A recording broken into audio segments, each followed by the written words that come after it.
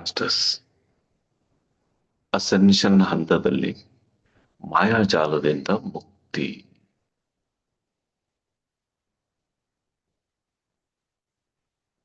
ತಿಳ್ಕೊಂಡ್ರೆ ಮಾಯಾಜಾಲವನ್ನ ಗುರುತಿಸಬೇಕು ಮಾಸ್ಟರ್ಸ್. ಇದು ಚಾಲೆಂಜ್. ಈಗ ಅಲ್ಲೊಂದು ಮುಳ್ಳಿದೆ, ಮುಳ್ಳು ಚುಚ್ಚಬಾರದು ಅಂತ ನಮಗೆ ಆ ಕಾಳಜಿ ಬೇಕಾದ್ರೆ ಫಸ್ಟ್ ಮುಳ್ಳು ಅಂದ್ರೆ ಏನು, ಎಂಥದಿರುತ್ತೆ ಅಂತ ನೋಡ್ಬೇಕು. ಮನುಷ್ಯನ ಪರಿಸ್ಥಿತಿ ಏನಾಗಿದೆ ಅಂದ್ರೆ, ಒಂದು ಗಿಳಿ ಮರಿ ಅದಕ್ಕೆ ಕಲಿಸಿರ್ತಾರೆ, ಬೆಕ್ಕು ಬಂದರೆ ಹಾರಿ ಹೋಗಬೇಕು ಅಂತ. ಗಿಳಿ ಹೇಳುತ್ತೆ, ಬೆಕ್ಕು ಬಂದರೆ ಹಾರಿ ಹೋಗಬೇಕು. ದಿನ ಅದನ್ನೇ ಅಂತ.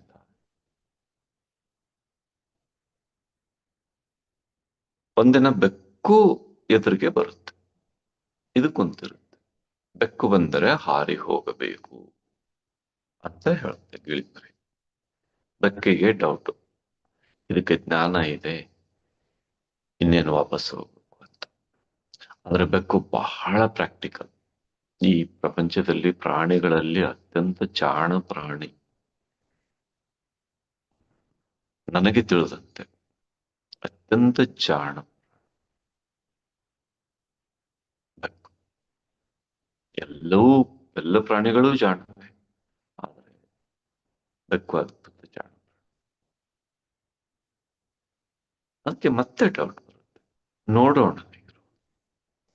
ಅದು ಬೆಕ್ಕನ್ನೇ ನೋಡ್ತಾ ಹೇಳೋದಕ್ಕೆ ಶುರು ಮಾಡುತ್ತೆ, ಬೆಕ್ಕು ಬಂದರೆ ಹಾರಿ ಹೋಗ್ಬೇಕು.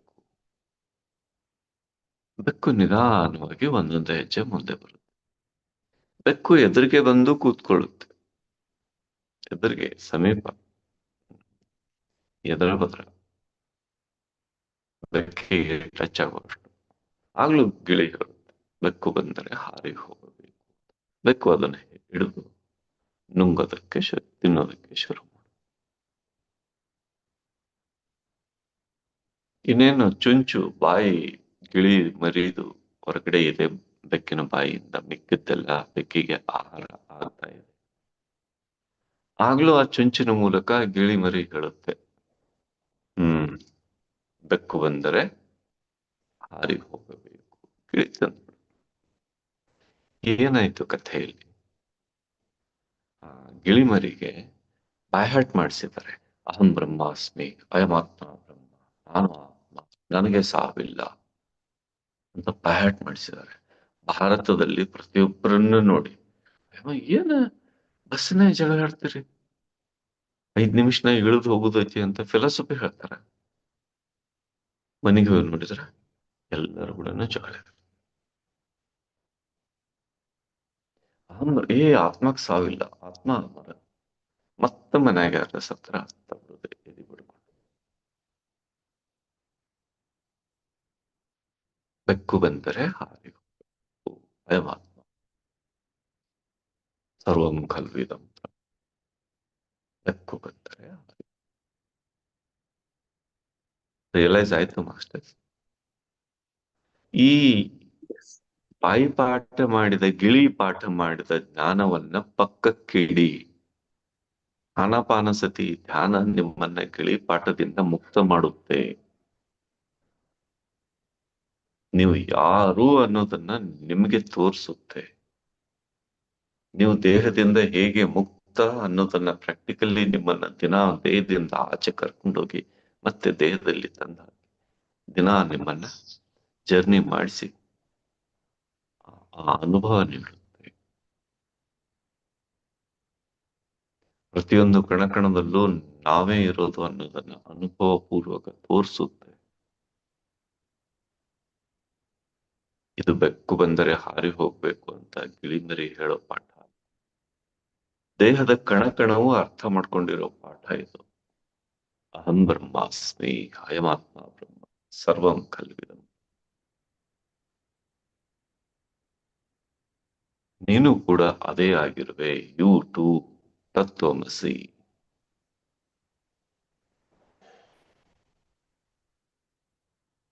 ಇಂಥ ಪ್ರಾಯೋಗಿಕ ಪ್ರಾಕ್ಟಿಕಲ್ ಜ್ಞಾನ ಪಡ್ಕೊಂಡು ನಾವೇನ್ ಮಾಡ್ಬೇಕಾಗಿದೆ,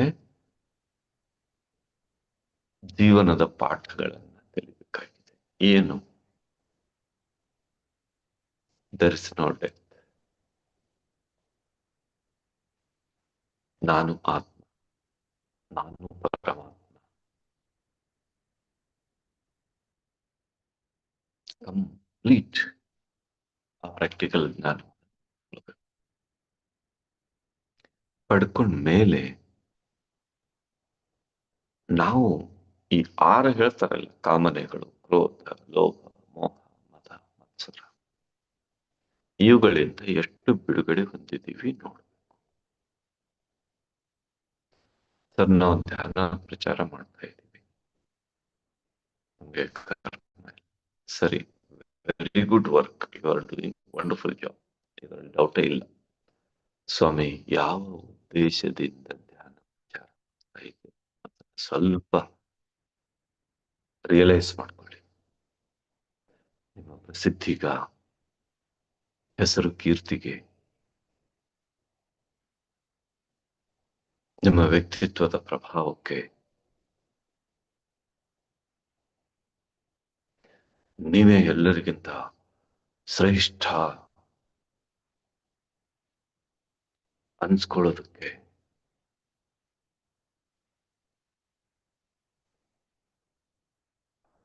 ನಮ್ಮೂರಲ್ಲಿ ನಾನೇ ಶ್ರೇಷ್ಠ, ನಮ್ಮ ರಾಜ್ಯದಲ್ಲಿ ನಾನೇ ಶ್ರೇಷ್ಠ, ದೇಶದಲ್ಲಿ ನಾನು ಹೀಗೆ ಅನ್ಸ್ಕೊಳ್ಳೋದಕ್ಕೆ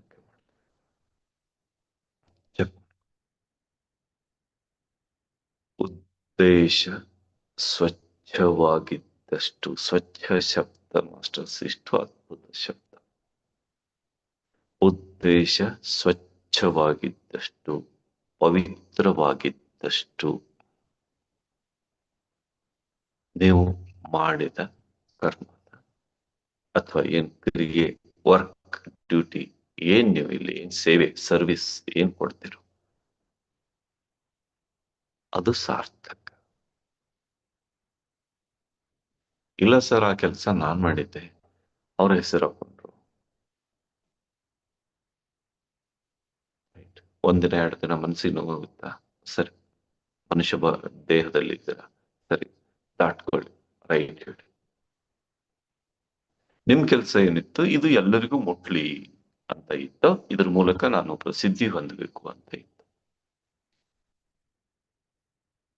ಚೆಕ್ ಮಾಡ್ಕೊಳ್ಳಿ, ಏನ್ ಆನ್ಸರ್ ಬರುತ್ತೋ ಅದನ್ನ ಫಾಲೋ ಮಾಡಿ. ಇಲ್ಲ ನಾನು ಪ್ರಸಿದ್ಧಿ ಹೊಂದಬೇಕು, ರೈಟ್, ಆ ಕಡೆ ಹೋಗಿ. ಇಲ್ಲ ಎಲ್ಲರಿಗೂ ಮುಟ್ಟಿದ್ರೆ ಸಾಕು, ರೈಟ್, ತಣ್ಣಗಿರಿ.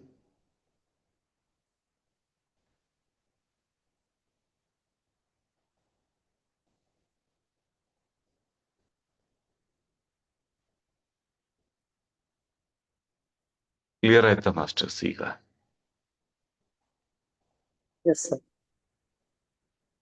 ಹಾಗಾದ್ರೆ ಇನ್ನೂ ಒಂದಷ್ಟು ಆಳವಾಗಿ ಹೋಗಿ ನೋಡೋಣ ಈ ಮ್ಯಾಟ್ರಿಕ್ಸ್ ನಲ್ಲಿ, ಈ ಮಾಯಾಜಾಲದಲ್ಲಿ. ಹೀಗಾಗಿ ನಾವು ಆಲೋಚನಾ ರಹಿತ ಸ್ಥಿತಿಯಲ್ಲಿ ಇರೋದರಿಂದ ಆ ದೈವಿ ಶಕ್ತಿಗೆ ಬಲ ನೀಡ್ತೀವಿ ನಾವು, ಈ ಪಂಚಭೂತಗಳಿಗೆ ಬಲ ನೀಡ್ತೀವಿ. ಬ್ರಹ್ಮಾಂಡದಲ್ಲಿ ಎಲ್ಲ ಉತ್ತಮವಾದುದಕ್ಕೆ ನಾವು ಬಲ ನೀಡ್ತೀವಿ. ಅದೇ ನಾವು ಮಾನಸಿಕ ಅಲ್ಲೋಲ ಕಲ್ಲೋಲ ಸ್ಥಿತಿ ಹೊಂತೀವಲ್ಲ, ಔಡುಗಚ್ಚಿ ಮುಷ್ಟಿ ಬಿಗಿ ಹಿಡಿದು ಹೊಡೆದಾಟ ಮಾಡೋ ಮಟ್ಟಕ್ಕೆ, ಅಥವಾ ಹೊಡೆದಾಟನೂ ಮಾಡ್ತೀವಲ್ಲ, ಮತ್ತೆ ಏನೇನೋ ಇಮೋಷನಲ್. ಈ ಸಿನಿಮಾಗಳು ದಿಕ್ಕು ತಪ್ಪಿಸಿದ ರಾಕ್ಷಸ ಕುಲದವರು. ಇಮೋಷನಲಿ ಡೈಲಾಗ್ ಹೊಡಿತಾರಲ್ಲ, ನಾನು ಏನೇನೋ ಡೈಲಾಗ್, ಇವೆಲ್ಲ ನೆಗೆಟಿವ್ ಎನರ್ಜಿ ಕೊಡುವಂತ ಸ್ಥಿತಿ, ಈ ಮಾಯಾಜಾಲವನ್ನ ಬಲಿಷ್ಠ ಮಾಡುವಂತ ಸ್ಥಿತಿ.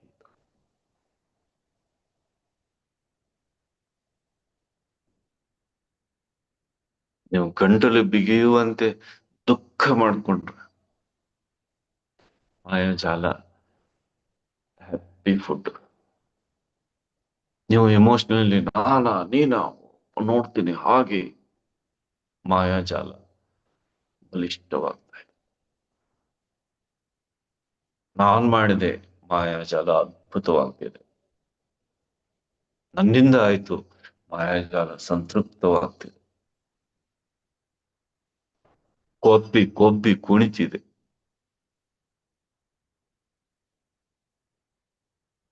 ಆಯ್ತು ಮಾಸ್ಟರ್ಸ್.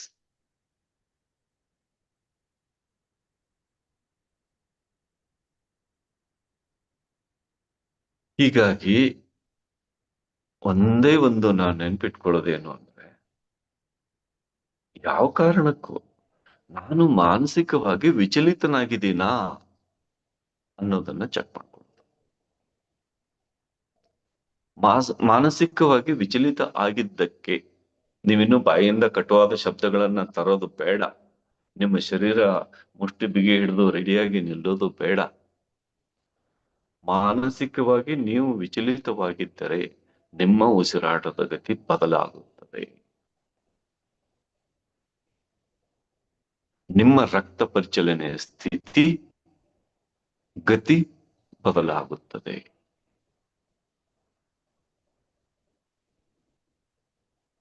ಆವಾಗ್ಲೇ ಥಟ್ ಅಂತ ವಾಪಸ್ ಬಂದು ನಾರ್ಮಲ್ ಆಗಿರ್ಬೇಕು.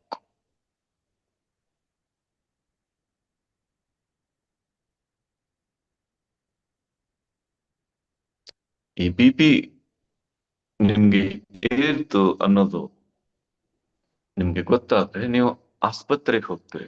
ಆಸ್ಪತ್ರೆ ಮಾಯಾಜಾಲದ ಮಹಾನಾಯಕ ಭೂಮಿ ಮೇಲೆ. BP ಗುಳಿಗೆ ಬಿಡ್ತಾರ ನೀವು? ಇನ್ನೊಮ್ಮೆ ಈ ರೀತಿ ಬಿಟ್ರೆ ನಮ್ಮ ಹತ್ರ ಬರಬೇಡಿ ನೀವು. ಭಯದ ಹಾವನ್ನ ನಿಮ್ ತುಂಬಾ ಎಲ್ಲ ಬಿಡ್ತಾರೆ. ನಿನ್ನೆ ಬರ್ಬೇಕಾಗಿತ್ತು ಚೆಕಪ್, ನೀವು ಇವತ್ತು ಬಂದ್ರ ಭಯದ ಹಾವನ್ನ ನಿಮ್. ಈ ಭಯ ಅನ್ನೋದು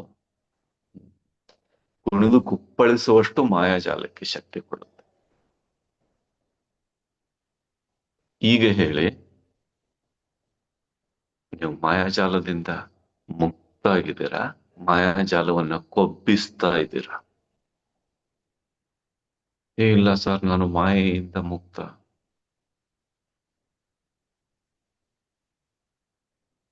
ಮಾಯೆಯಿಂದ ಮುಕ್ತ ಯಾವಾಗಂದ್ರೆ, ಯಾವುದೇ ಪರಿಸ್ಥಿತಿಯಲ್ಲಿ ನನ್ನ ಮನಸ್ಸು ಒಂದಿಷ್ಟು ವಿಚಲಿತ ಆಗ್ಬಾರ್ದು. ಇದಕ್ಕೆ EEG ಮಷಿನ್, ECG ನಿಮ್ಮ ಹಾರ್ಟಿಗೆ ಹಚ್ತಾರಲ್ಲ, ಹಾಗೆ ಎಲೆಕ್ಟ್ರೋ ಎನ್ಸೆಫಲೋಗ್ರಫಿ ಮಷಿನ್, EEG ಮಷಿನ್ ಹಚ್ಚಿದ್ರೆ ಆ ಟಿವಿ ಮೇಲೆ ಒಂದಿಷ್ಟು ತರಂಗಗಳಲ್ಲಿ ಏರುಪೇರು ಆಗ್ಬಾರ್ದು. ನಾರ್ಮಲ್ ಆಗಿರ್ಬೇಕು.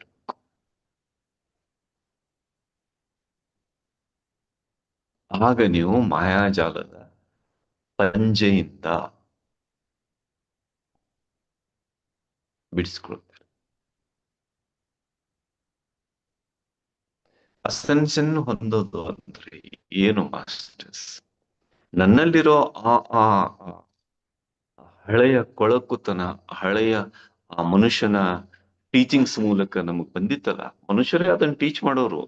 ಈಗ್ಲೂ ನಾವು ಮನುಷ್ಯ ರೂಪದಲ್ಲೇ ಟೀಚ್ ಮಾಡೋರು, ಬೇರೆ ದಾರಿ ಇಲ್ಲ. ಆ ಟೀಚಿಂಗ್ಸ್ ಅನ್ನೆಲ್ಲ ಕಿತ್ ಹಾಕಿ ನಾನು ಪ್ರಶಾಂತ ಸ್ಥಿತಿಯಲ್ಲಿ, ನಾನು ನಾರ್ಮಲ್ ಆಗಿ ಉಳಿಬೇಕು. ಒಳಗಡೆ ಒತ್ತಡ ಇಟ್ಕೊಂಡು ನಾನು ನಾರ್ಮಲ್ ಆಗಿದ್ದೀನಿ ಅನ್ಬೇಡಿ. ಉಸಿರಿಗೆ ಹೋಗಿ. ಬಹಳ ನಿಮಗೆ ವಿಚಲಿತಗೊಳಿಸ್ತಾ, ಆಳವಾಗಿ ಜಗ್ಗಿ ತಾಕತ್ತಿರುವಷ್ಟು ಹೊರಗೆ ಉಸಿರು ಬಿಡಿ. 1-2-3 ನಿಮಿಷ ಮಾಡಿ, ಪರವಾಗಿಲ್ಲ. ಬಟ್ ನಾರ್ಮಲ್ ಉಸಿರಿಗೆ ಬನ್ನಿ. ನನ್ನ ಮನಸ್ಸು ಸುಸ್ಥಿರವಾಗಿದೆ, ದಾಟ್ಸ್ ಆಲ್. ನಾರ್ಮಲ್ ಉಸಿರು ತನ್ನಷ್ಟಕ್ಕೆ ತಾನು. ಹೆಚ್ಚು ಕಡಿಮೆ ಏನಾದ್ರು ಆಯ್ತಾ, ಉಸಿರು ಬಿಡಬೇಡಿ. ನೀವು ಮೇಟಿಕೆಟಿಗೆ ಬಿಟ್ಟು ಆ ಕಡೆ ಈ ಕಡೆ ಹೋಗ್ಬೇಡಿ. ಬಿಟ್ಟು ಹೋದ್ರೆ ನಿಮ್ಮನ್ನ ವಾಪಸ್ ಮೇಟಿಕೆಟಿಗೆ ಕರ್ಕೊಂಡೇ ಬರೋದಿಲ್ಲ ಅವರು. ಆಟ ಆಡಿಸ್ಬಿಡ್ತಾರೆ.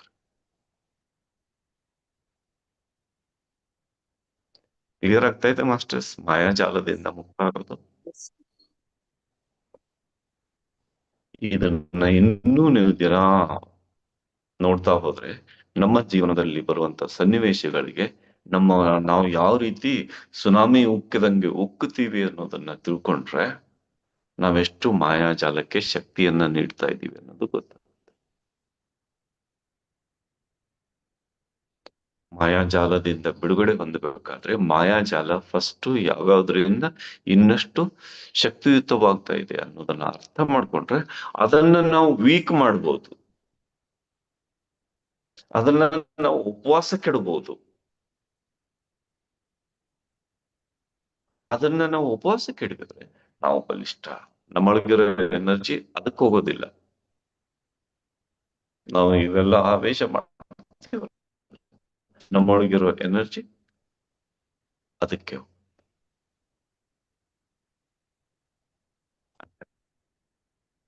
ನಾರ್ಮಲ್ ನಾರ್ಮಲ್ ಆಗಿರಿ. ಈ ಮಾಯಾಜಾಲದಿಂದ ಮುಕ್ತ ಆಗೋದಕ್ಕೆ ನಿಮ್ಗೇನ್ ಬೇಕೋ ಅದು ಇನ್ನೂ ತಿಳ್ಕೊಳ್ಳಿ. ಆ ಗಿಳಿ ಮರಿ ಪಾಠ ನೆನ್ಪಿಟ್ಕೊಳ್ಳಿ. ಗಿಳಿ ಮರಿ ಆಗಿದ್ದು ಸಾಕು. ಎಲ್ಲರೂ ಗಿಳಿ ಮರಿ ಹಂತದಲ್ಲಿ ಇದ್ದವ್ರೆ. ಆದರೆ ಒಂದ್ ಹಂತಕ್ಕೆ ಬಂದು ಬೆಕ್ಕೇನು ಅನ್ನೋದನ್ನ ತಿಳ್ಕೊಳ್ಳೇಬೇಕು. ಅದ್ ಬಂದಾಗ ಹಾರಿ ಹೋಗ್ಲೇಬೇಕು. ಈ ಎಲ್ಲ ನಾಟಕೀಯ ಸನ್ನಿವೇಶಗಳು, ದುಃಖದ ಸನ್ನಿವೇಶಗಳು, ಆವೇಶದ ಸನ್ನಿವೇಶಗಳೆಲ್ಲ ಬೆಕ್ಕುಗಳೇ. ಆಗ ನಾವು ಹರಿ ಪ್ರಶಾಂತ ವಾತಾವರಣದಲ್ಲಿ ಅಂದ್ರೆ ವಾಪಸ್ ನಮ್ಮ ಶ್ವಾಸ ಕೇಂದ್ರಕ್ಕೆ ನಾವು ಬರಬೇಕು. ಅಸೆನ್ಷನ್ ಇದೇ ದೇಹದಲ್ಲಿ ನಾವು ಇನ್ನೂ ಮುಂದೆ ಮುಂದೆ ಹೋಗ್ಬೇಕು. ಇನ್ನೂ ಹಲವು ಮಜಲುಗಳನ್ನ ದಾಟಬೇಕು, ಹಲವು ಹಂತಗಳನ್ನ ದಾಟಬೇಕು. ಅಂದ್ರೆ ಈ ಎಲ್ಲ ಭಾರವಾದದ್ದನ್ನ ಇಲ್ಲೇ ಮೊದಲು ಬಿಟ್ಟಾಕಿ.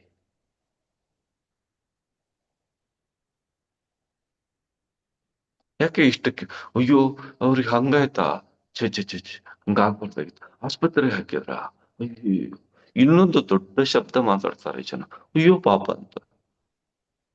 ಎಂತ ಘಾತಕ ಶಬ್ದ ಮಾತಾಡ್ತಾರಂದ್ರೆ ಯಾವಾಗ ಶಬ್ದವನ್ನ ಉಚ್ಚರಿಸ್ತಾರೋ ಆಗ ಅವರ ಕರ್ಮವನ್ನ, ಅವರ ಪಾಪವನ್ನ ಇವ್ರು ಶೇರ್ ಮಾಡ್ಕೊಳ್ತಾರೆ. ವಾ ಎಷ್ಟು ದೊಡ್ಡವ್ರು ನೀವು, ನಿಮ್ಗೆ ದಾನಶೂರ ಕರ್ಣ ಅಂತ ಹೆಸರು ಕೊಡ್ಬೇಕು, ಇವನ್ನ ಇನ್ನೊಬ್ಬರ ಕಷ್ಟ ಪರಿಹಾರ ಮಾಡುವ ವೀರಾದಿ ವೀರ ಅಂತ ಹೆಸರು ಕೊಡ್ಬೇಕು, ಗೊತ್ತಿಲ್ಲ. ವೀರಮಣಿ ಏನ್ ಇನ್ನು ಏನಾದ್ರು ಬಿಡಿ, ದಿನಾ ಇನ್ನೊಬ್ಬರ ಕರ್ಮವನ್ನೇ ತೊಳಿತೀರಿ. ಅಷ್ಟಸ್ ಇನ್ನೊಬ್ಬರ ಒಳ್ಳೆತನವನ್ನ ಮಾತಾಡಿ, ಇನ್ನೊಬ್ಬರ ಪುಣ್ಯವನ್ನ ಮಾತಾಡಿ, ಇನ್ನೊಬ್ಬರ ಆತ್ಮಶಕ್ತಿಯನ್ನ ಮಾತಾಡಿ, ಇನ್ನೊಬ್ಬರ ಇಚ್ಛಾಶಕ್ತಿಯನ್ನ ಮಾತಾಡಿ. ಅದನ್ನ ಮಾತಾಡುವಾಗ ನಮ್ಮೊಳಗೆ ಹೇಗೆ ರೋಮಾಂಚನ ಉಂಟಾಗುತ್ತೆ, ನರ ನಾಡಿಗಳಲ್ಲಿ ಶಕ್ತಿ ಬರುತ್ತೆ ಅನ್ನೋದನ್ನ ಅರ್ಥ ಮಾಡ್ಕೊಳ್ಳಿ. ಆವಾಗ ಆ ಎನರ್ಜಿ ನಮಗೆ ಶೇರ್ ಆಗುತ್ತೆ. ಇನ್ನು ಅಂತವೆಲ್ಲ ಶಬ್ದ ಈಗ ಹೇಳ್ತಾರೆ, ಅಯ್ಯೋ ಪಾಪ, ಅಯ್ಯೋ ಶಿವನೇ, ಏನದ್ರ ಬರೀ ಅಂದ್ರೇನೆ ಎನರ್ಜಿ ಖರ್ಚಾಗುತ್ತೆ. ಈಗ ಅನ್ನೋವಾಗ ಕೂಡ ಅನ್ಬಾರ್ದು ಅಂತ ಇತ್ತು, ಒಂದ್ಸಲ ಹೋಗ್ಲಿ ಇವರು ಕಲ್ತ್ಕೊಳ್ಳಿ ಅಂತಂದು ಅದನ್ನು ವಿಚಾರ. ಅದೇ ಇಚ್ಛಾಶಕ್ತಿ, ತಪಶಕ್ತಿ, ಜ್ಞಾನ ಶಕ್ತಿ. ಮಾತಾಡಿ ಇನ್ನೊಬ್ರು. ಆಧ್ಯಾತ್ಮಿಕ ಶಕ್ತಿ ಮಾತಾಡಿ.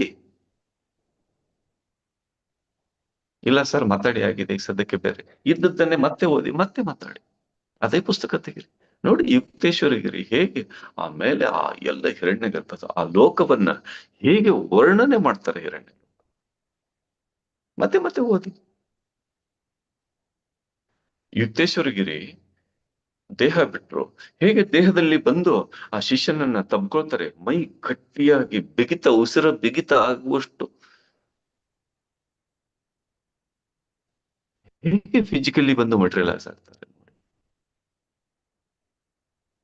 ಇಲ್ಲಿ ನಮ್ಮ ಹತ್ರ ಅವರನ್ನ ಏನು ಅವರಿದ್ದಾರೆ ಅನ್ನೋದನ್ನ ಅನುಭವ ಪಡ್ಕೊಳ್ಳಿ. ಅವೆಲ್ಲ ನಮ್ಮ ಹತ್ರ ಧ್ಯಾನಸ್ಥರಾಗಿದ್ದಾರೆ. ಈ ಸ್ಥಿತಿಯಲ್ಲಿರಿ. ಏನೋ ಪೇಪರ್ ನೋಡಿದ್ರ, ಟಿವಿ ನೋಡಿದ್ರ, ಅಥವಾ ಮತ್ತೇನೋ ಕೇಳಿದಾರ, ಅಥವಾ ಈ ಮೊಬೈಲ್ ಅಲ್ಲಿ ಏನಾದ್ರು ಮತ್ತೆ ಬಂತ, ಮತ್ತೆ ಅದೇ ಸ್ಥಿತಿ. ಮಾಯಾಜಾಲ, ಬೆಕ್ಕು. ಆವಾಗ ಜ್ಞಾನದ ಲೆವೆಲ್ ಎಷ್ಟು, ಗಿಳಿಮರಿ ಎಷ್ಟು. ನೀವು ಗಿಳಿಮರಿ ಆಗ್ತಿರೋ, ನಿಜವಾಗಿ ಹಾರಿ ಹೋಗಿ ಪ್ರಶಾಂತ ವಾತಾವರಣದಲ್ಲಿ ಆತ್ಮ ಕೇಂದ್ರದಲ್ಲಿ ಇರುವಂತ ತಿಳುವಳಿಕೆ ಉಳ್ಳವರಾಗ್ತಾರೆ. ಆಯ್ಕೆ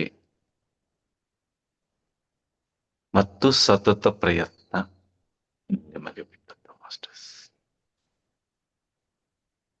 ಅಸೆನ್ಷನ್ ಹೊಂದಬೇಕಲ್ಲ, ಇದೇ ದೇಹದಲ್ಲಿ ಮತ್ತೆ ಅದೇ ಸ್ಥಿತಿಯಲ್ಲಿ ಇರ್ಬೇಕಾ, ನಿಜಕ್ಕೂ ಎದ್ದೇಳ್ಬೇಕು ಅಂದ್ರೆ ಕಮಾನ್ ಗೆಟ್.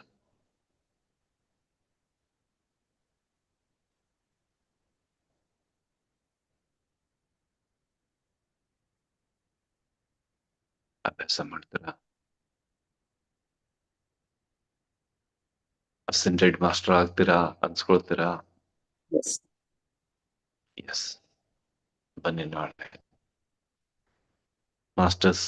ಪ್ರತಿಯೊಬ್ಬರೂ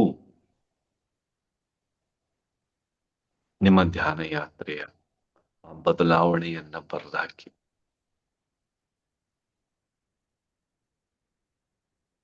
ಪ್ರತಿಯೊಬ್ಬರೂ ಬರೆದು ಬಿಡಿ, ಪ್ರತಿಯೊಬ್ಬರೂ ವಾಯ್ಸ್ ರೆಕಾರ್ಡ್ ಮಾಡಿ ಕಳಿಸಿ. ನಿಮಗೆ ನೀವೇ ಮತ್ತೆ ಮತ್ತೆ ಕೇಳ್ಬೇಕದನ್ನ.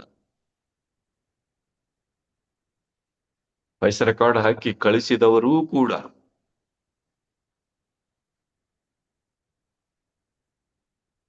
ಇನ್ನೊಂದಷ್ಟು ಪಾಯಿಂಟ್ ಇಲ್ಲಿ ಹಾಕ್ಬೇಕು,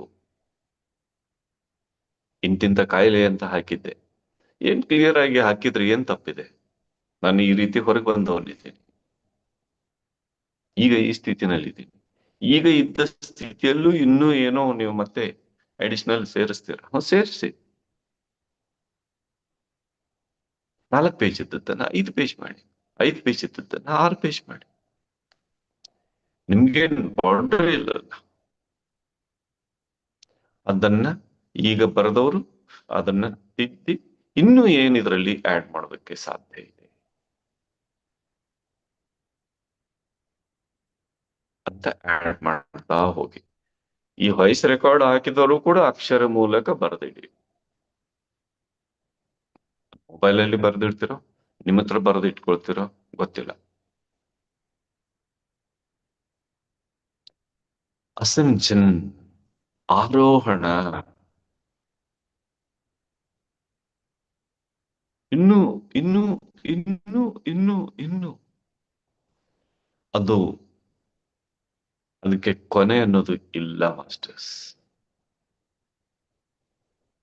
ಎಲ್ಲಿಯೂ ನಿಲ್ಲದಿರು, ಮನೆಯನೆಂದು ಕಟ್ಟದಿರು, ಕೊನೆಯನೆಂದು ಮುಟ್ಟದಿರು, ಓ ನನ್ನ ಚೇತನ ಆಗುನೇ ಅನಿಕೇತನ. ಹಂಗ ನಡೀತಾ ಇರ್ಬೇಕು ಮುಂದೆ.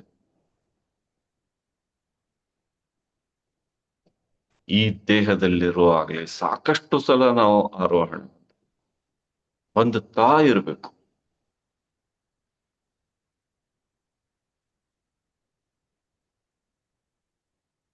ರೆಡಿಯಾಗಿ ಪ್ರಾಕ್ಟೀಸ್ ಮಾಡಿ, ಮತ್ತೆ ಮತ್ತೆ ಪ್ರಾಕ್ಟೀಸ್ ಮಾಡಿ, ಮತ್ತೆ ಮತ್ತೆ ಪ್ರಾಕ್ಟೀಸ್ ಮಾಡಿ. Okay, thank you, thank you, thank you, thank you so much masters. ಪ್ರಜ್ಞಾನ.